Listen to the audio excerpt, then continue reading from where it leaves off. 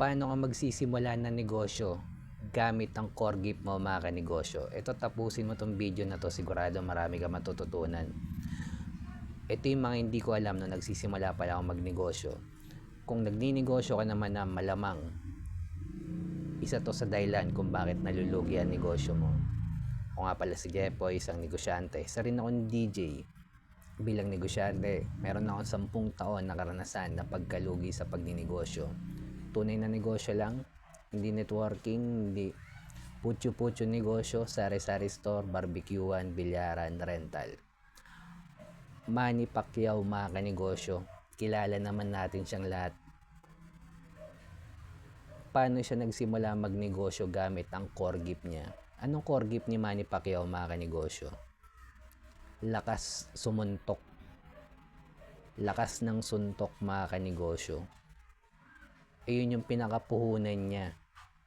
At nag-focus lang si Pacquiao kung saan siya magaling mga kanegosyo. At eventually, nag-pile up na lang hanggang naging negosyo.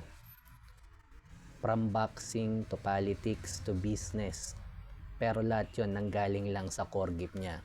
Kaya kung hindi ka pa nagsisimula magnegosyo mga kanegosyo, alamin mo muna kung ano yung core gift mo. Tulad na lang ni Manny Pacquiao mga kanegosyo. Kwento ko lang mga kanegosyo, way back 2015 nung nag-start ako magnegosyo, hindi ko pa alam kung ano yung core gift ko mga kanegosyo. Kumbaga gusto ko lang pasukin yung mundo ng pagninegosyo para matuto. Pero mas okay kasi kung magsimula ka magnegosyo gamit ang core gift mo mga kanegosyo. Tulad na lang ni Manny Pacquiao, pinagyabong niya lang kung ano yung bigay sa kanya ng at eventually yung pera pumasok na lang mga kanegosyo, naging negosyo, naging politician, nagsimula lang sa lakas ng suntok mga kanegosyo. Kaya kung nag-iisip ka kung anong magandang negosyo ngayon, alamin mo muna mga kanegosyo kung ano yung core gift mo at doon ka magsimula. Tulad na lang ni Manny Pacquiao mga kanegosyo. Suntok lang. Pero lintik naman ang training. Puyat, gising sa umaga, jogging, magpapapalo ka sa tiyan, mahirap, pero pinagyabong ni Manny Pacquiao kung anong bigay sa kanya ng nasa taas.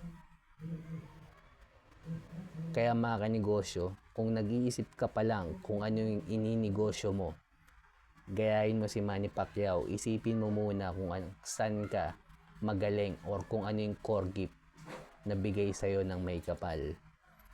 At yan ang gawin mong puhunan para simulan mo ang naisip mong negosyo. Tulad ko mga kanegosyo, una hindi ko alam kung saan ako, hindi ko alam kung ano yung core gift ko.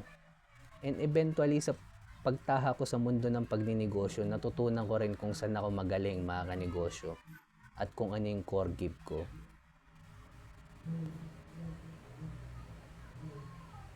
Kaya kung nagsisimula ka pala magnegosyo, alamin mo yung core gift mo, focus in one, hanapin yung community ng mayaman, scale up sa level 2 business model yan mga kanegosyo. At syempre, kasama na sa paggawa ng original content bilang negosyante, kasama na yan sa trabaho natin. Mapapansin nyo naman mga kanegosyo, karamihan ng kumikita ngayong negosyante, puro gumagawa ng original content. At eventually sa paggawa mo ng original content, matututunan mo rin kung ano yung core gift mo, kung saan ka ba talaga magaling. At kung umabot ka sa dulo na video na to, subscribe ka naman sa akin, heart mo na rin to, comment ka lang, sabihin mo Manny Pacquiao. At kung dumadanas ka ng pagsubok or struggle bilang negosyante ngayon, huwag natin kalimutan mag-pray kahit anong religion natin. Ingat tayong lahat. Peace.